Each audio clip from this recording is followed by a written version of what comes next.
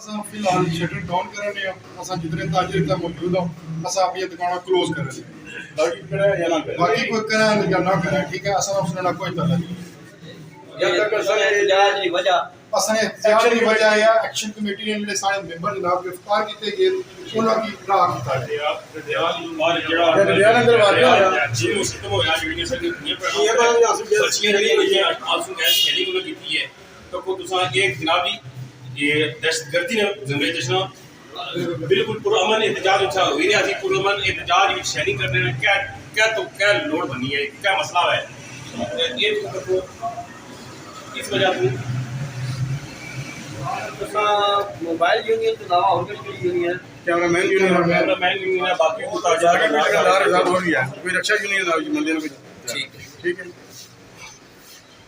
1.5 घंटा पहले नीचे साढ़े इतने सारे असल मौजूद होए सारे तकरीबन 20-30 बंदे बाकी काफ़ी सारे दुकानदार जड़े मोबाइल यूनियन होए बाकी और उसको अलावा भी बाकी जे सारे मौजूद था थले ट्रेडर जितने काफ़ी बंदे उत्थे एक गल हुई सी कि 4 बजे असा प्रेस कॉन्फ्रेंस करसा जेड़ा अगली असा राय अमल जेड़ा होना ना वो इख्तियार करसा असा ऐसे को सारे टाइम 4 बजे ना हो गया ना किसी और दार नंबर लगी गया ना ही ना पत्ते उतने सारे साथ बंदे ने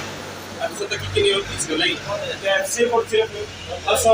बिल्कुल एक्शन आज भी वाला कॉल हो जाता है खाले लगे असा 4 बजे आ गया कि बच्चों असा पूरा नंबर इंतजार अपना कार्ड के आसा असा नंबर अंजमन ताजर जो केड़े बंदे सी अगर 22 के 104 जो अंजमन ताजरान ने जनाब इथे उन्होंने काफी मौजूद सन अपना वीडियो काफ़ी था सोशल मीडिया पर भी लगी है उस वेले नहीं काफ़ी ग्रुपों भी गई है सारे की पता कि कुछ कौन बंदा आया सी जिस आया जी कि तुम इतने 4 बजे इकट्ठे हो जाए बाकी ये है कि असा ये मुतालबा कि असा पुरअमन एहतजाज करना कानूनी ना कि असा उत्थे तोड़ फोड़ करनी है ना ही असा पहिया जाम करना ना गड्डियां ट्रैफिक रोकनी है हाल रिकॉर्ड करना बाकी कि असा गडियाल जुल्म बरबरीयत जी इतने शैली हुई है सो तक क्या उसे कितने उत्थे बंदे जख्मी हुए पहले ये इंतजामिया की तरफ हुई है बाद ही फिर जेड़ा दर है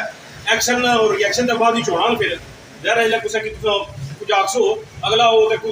राम गलती नहीं कहने लगाते लिहाजा असा पुरजोर अपील है अरबाब इख्तियार वास्ते हुकूमत वास्ते भी कि इक़्तिदार जो है हमेशा रहना नहीं है इक़्तिदार ना ही कोई तक पक्के किले ठोकी गया ना ही कोई किसी तरीके ना लाया ये अल्लाह ताला की तरफों है लिहाजा अब ये जरा अरबाब इख्तियार नाल गुजारिश है एहतजाज हर इंसान का बुनियादी हक है तुसा पुरअमन एहतजाज को भला लिहाजा ये जेडी जुल्म बरबरीयत हुई है इसने जेडे पीछे इसने है उन्होंने खिलाफ फिर और कार्रवाई की जाए बाकी जितने भी एक्शन कमेटी ने या जितने भी साढ़े भरा उन्हें गिरफ्तार किए जाए उन्हें फिर और रिहा किया जाए।